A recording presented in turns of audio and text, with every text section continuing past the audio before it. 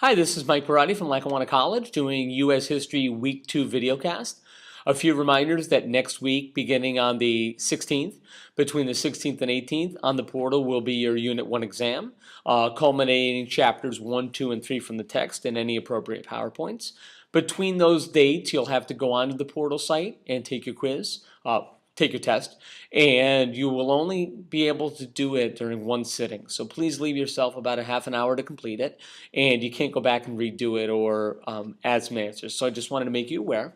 Also, make sure that you send to me before the 18th, the end of next week, the reflection paper. I've only gotten a few of yours so far, so make sure you send it to me. The reading is basically the 1491 reading, and download the appropriate reflection sheet, fill in, it's totally on a template, and just email me that at professorperrotti@gmail.com. This week I wanted to focus very briefly on what place you guys are all probably in terms of the text. What you're basically looking at is chapter 1 is the settlement of the American colonies by the Spanish and the pre-Columbian civilizations, meaning like life before Christopher Columbus. Chapter 2 deals with England. Now, of course, much of what we know about the colonies is the history of England.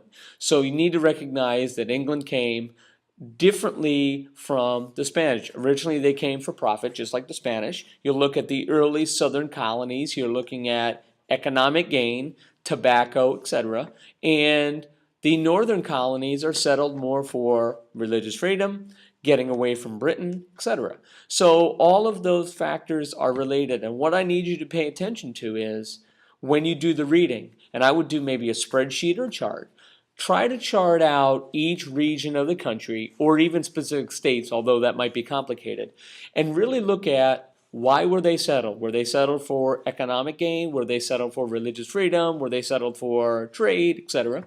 Two, what was the relationship with Britain? Meaning, states that traded a lot with Britain, for example, Virginia, had to have good relationships with England because they needed them as a trading partner. You need to buy our tobacco. Okay?